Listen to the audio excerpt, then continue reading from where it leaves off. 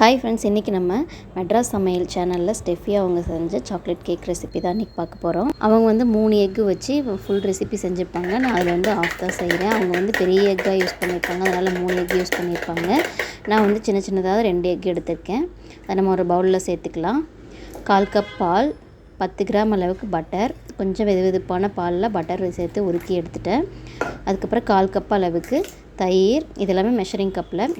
1/4 cup oil, vanilla essence சேர்த்து நல்லா mix பண்ணிக்கலாம்.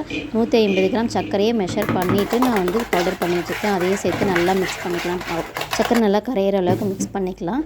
அதுக்கப்புறம் நம்ம மைதா வந்து மெஷர் பண்ணி எடுத்துக்கலாம். 95 கிராம் மைதா, 25 கிராம் கொக்கோ பவுடர், 1 டீஸ்பூன் அளவுக்கு baking powder, 1/4 teaspoon baking soda, ஒரு பிஞ்ச் சால்ட் சேர்த்து நல்லா மிக்ஸ் பண்ணிவிட்டு நல்லா ஜலிச்சு இதோடு சேர்த்து நல்லா மிக்ஸ் பண்ணிக்கலாம்.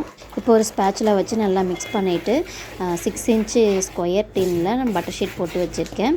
அதில் ட்ரான்ஸ்ஃபர் பண்ணிவிட்டு 10 நிமிஷம் ப்ரீ ஹீட் பண்ண ஓடிஜியில் 30 நிமிஷம் பேக் பண்ணி எடுத்துக்கலாம். 30 to 35 நிமிஷம் ஆகும். நல்ல சாஃப்டாக வந்தது கேக்கு, சூப்பராக இருந்தது. அவங்க வந்து ஃபுல் ரெசிபி செஞ்சுருப்பாங்க, நான் வந்து இதில் பாதி தான் செஞ்சுருக்கேன்.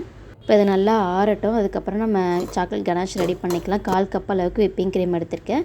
மில்க் காம்பவுண்ட்டும் டார்க் காம்பவுண்ட்டும் ஈக்குவலாக எடுத்து அதோட சேர்த்து நல்லா மெல்ட் பண்ணிவிட்டு, இப்போ நல்லா நம்ம அந்த மேல் லேயரை கட் பண்ணிவிட்டு அதுக்கப்புறம் ஆற வச்சுட்டு நம்ம இதில் சேர்த்துக்கலாம். அந்த க்ரீம் வந்து நல்லா சாக்லேட் கனாஷ் வந்து நல்லா ஆற அளவுக்கு பொறுமை இல்லை, அதனால் கொஞ்சம் நான் வெதுப்பாக இருக்கும் போதே ஆட் பண்ணி கட் பண்ணி சாப்பிட்டுட்டோம்.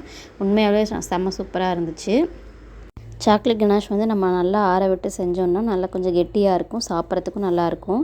அந்த அளவுக்குலாம் பொறுமையில் நான் அப்படியே சேர்த்துட்டேன். நீங்கள் சேலமில் இருக்கீங்க, உங்களுக்கு ஹோம்மேட் கேக்ஸ் வேணும்னா என்னோடய நம்பருக்கு வாட்ஸ்அப் பண்ணுங்கள். என்னோடய வீடியோஸ் பிடிச்சிருந்தால் லைக் பண்ணி ஷேர் பண்ணுங்கள். மறக்காமல் சப்ஸ்கிரைப் பண்ணுங்கள்.